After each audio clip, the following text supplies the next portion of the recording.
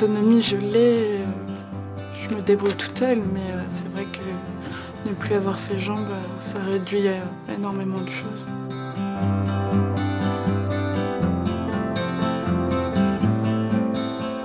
J'avais perdu confiance en moi, je me demandais si j'allais pouvoir un jour travailler et si j'étais bon dans quelque chose.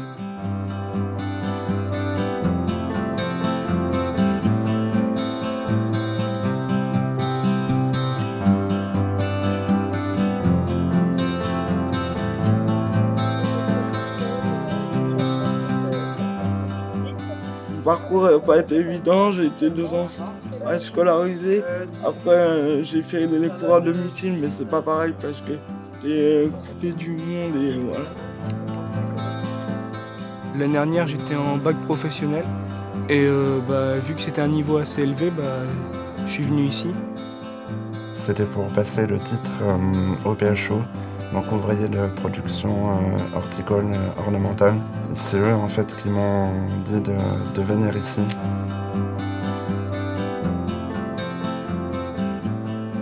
Alors ici, on est dans une structure qui dépend de l'APF, l'Association des paralysés de France, et qui est un IEM, Institut d'éducation motrice, avec formation professionnelle, ce qui est notre spécificité en l'occurrence, puisque nous accueillons des jeunes de 16 à 20 ans à l'admission, mais dans une dynamique de parcours, donc on finit avec eux, on peut finir à 22 ou 23 ans, de manière à leur construire un projet de vie global.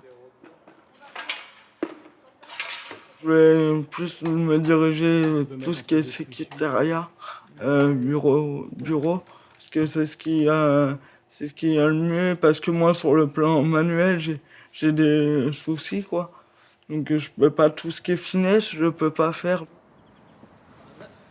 Je suis arrivé depuis septembre.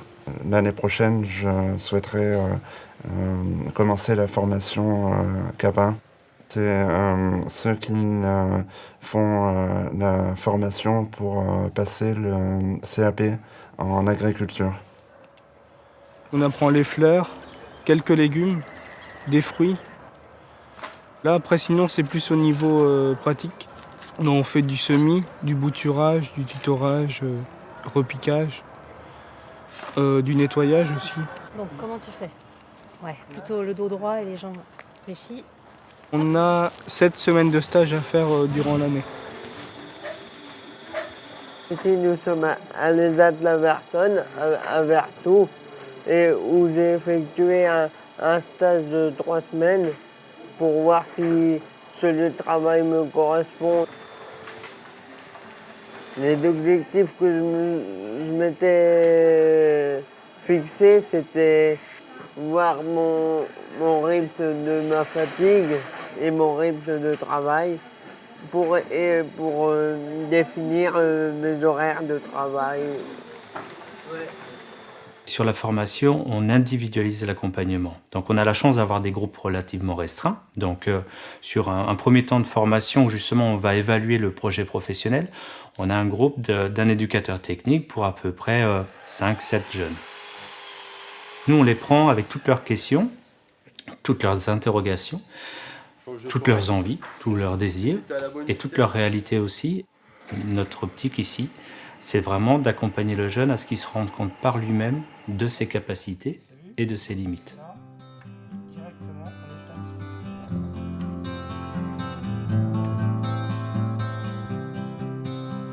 Certains jeunes donc, se retrouvent soit avec un diplôme dont ils ne peuvent plus exercer le métier correspondant parce qu'il y a eu un accident, parce qu'il y a eu une évolution du handicap. Se rendant compte qu'il y avait un peu un vide là d'accompagnement, on s'est dit qu'on pouvait, vu notre plateau technique, le mettre à disposition de ces jeunes qui sont en situation de handicap moteur, qui sont bien dans une dynamique de construire un projet professionnel. C'est un public qu'on appelle les 18-25. L'objectif, c'est d'abord de faire le point. Pourquoi ils ne trouvent pas de travail ? Est-ce que c'est lié au handicap ou d'autres problèmes annexes? Ils ont des caisses adaptées pour des personnes en situation de handicap. On a débuté là il y a 3 semaines de ça et fin juin, ici on retrouve une base, on retrouve quelque chose pour avancer et pour un avenir quoi. Ouais, voilà. J'ai appris à me réorienter. Je peux voir qu'il y a d'autres métiers. On ralentit, Vous ralentissez, bien sûr, on vous le propose. Des chips et des petits gâteaux apéro. Nickel. On est dans mon appartement à Saint-Sébastien. C'est un appartement qui appartient à la Grillonnais en fait. C'est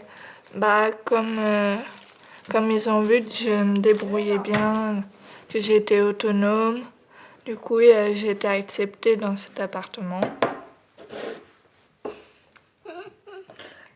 Ça m'a permis de mieux apprendre à gérer un budget, à gérer ma fatigue, à prendre le bus le matin de bonne heure. On a tout à gérer, donc du coup ça rend plus autonome.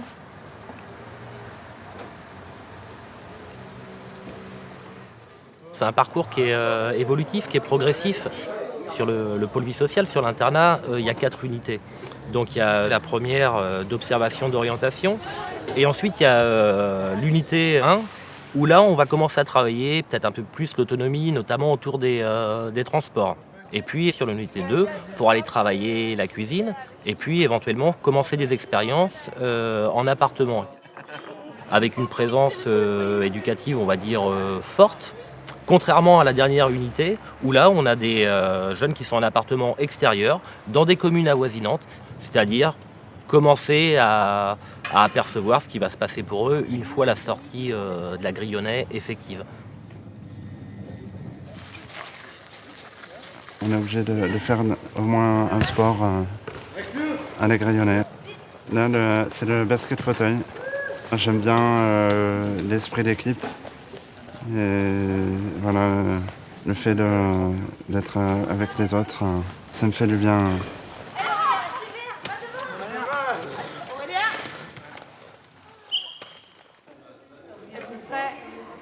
Allez.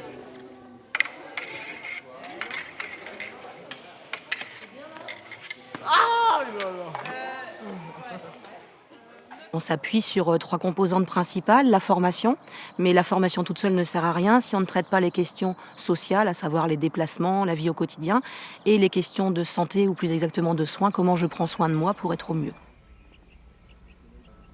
Nous sommes 2 AMP.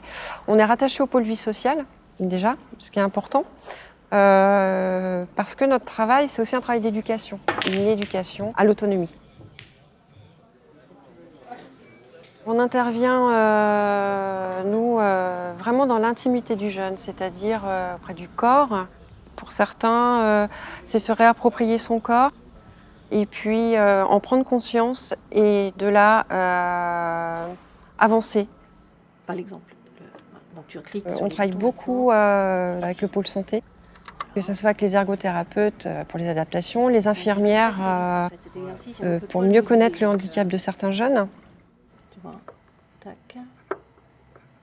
Il y a une telle envie de se débrouiller par eux-mêmes, de vouloir être autonome que ils sont preneurs. Ils sont preneurs et tout ce qu'on pourrait proposer, à la rigueur, serait pris. John, comme je te disais, là, j'ai reçu des coussins. En fait. Alors mes interventions en fait concernent tout le quotidien.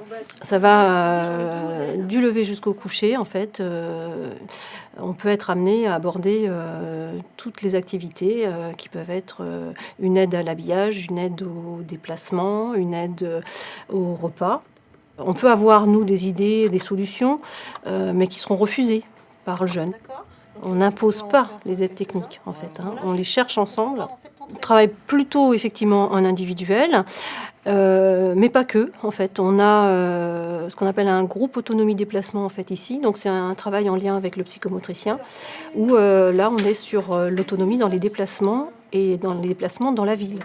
Le but du jeu, ça va être de porter une lettre à la princesse. C'est en fait une aide déjà personnalisée, une aide à la personne qui est apportée aux jeunes. D'une part, on va travailler sur ce qui est au niveau corporel, au niveau aisance corporelle, au niveau coordination motrice, au niveau équilibre, voilà. Mais il y a aussi tout le côté, justement, relationnel, cognitif. Et donc de travailler tout ce qui est de l'ordre du repérage cognitif, de l'organisation, la planification, la mémorisation, etc. Ça passe vraiment beaucoup par le jeu. Parce qu'en fait, si elle avait demi-misé ma carte, j'étais éliminé du jeu, direct. Moi, je participe surtout au niveau de tir à l'arc, au niveau de ma stabilité. Je travaille aussi les jeux de stratégie. Ça m'aide beaucoup pour certains cours. Bon, donc Tony, on vient faire le bilan du stage. Ça a été plus ou moins difficile parce que au tout début, quand je me suis inscrit sur les listes pour passer le diplôme, en synthèse, il y a des personnes qui m'ont dit ça va être compliqué pour toi. Dû à mon handicap, déjà pour lire les différents documents de production, pour faire certaines tâches, j'ai eu du mal, mais on a réussi à trouver les adaptations avec le moniteur d'atelier. Je voulais être fleuriste, mais c'était trop difficile. Ils m'ont dit que c'était trop physique par rapport à mon handicap. Après, je savais pas trop quoi faire. C'était soit partir ou soit j'étais butée sur un truc, je voulais pas. Donc du coup, après, je m'en suis rendu compte, grâce à eux, que ce que je pouvais faire, que je voulais faire, n'était pas possible. Est-ce que tu as quelque chose qui t'indique quel type d'intersection tu as là? Je continue encore, juste à temps qu'ils me disent que je peux partir, quoi. Enfin, que derrière, je peux trouver facilement un boulot. Qu'ils me voient dans un travail. Moi, je suis prête à avoir à être seule en appartement, avoir un boulot, avoir une vie normale. Courant 2015, j'ai une embauche qui se profile à l'ESAT de Quimper. J'ai d'abord une période de 6 mois d'essai. Voyez ce qu'on a parcouru, de quoi on est capable pour s'en sortir de manière admirable. On met carte sur table, on assure grave, on utilise l'écriture comme un sac de frappe. Essaye de bien, c'est dire. Malgré l'handicap, on peut vivre quand même comme tout le monde, avoir un boulot, avoir un appartement, se gérer seul. L'union, c'est la force, c'est ce qui fait de nous des boss, dans le rap ou dans la vie. Dans ma tête, je vais vous le dire clairement, je suis passé de l'étape bébé à l'étape adulte. Dans le rap ou dans la vie, tous unis, malgré les soucis, face au mépris, on reste insoumis. C'est la haisse, on avance tous avec faiblesse, on ne baisse jamais les bras, même s'il y en a qui veulent nous voir d'aider. Il part avec Mister Fous, à la recherche du fous, soudés comme deux barres de fer, on restera solidaires même en enfer. Je prends sur ce beat, nous sommes tous illicites, la face est dans la zig, je me sens authentique, voici l'équipe. L'union c'est la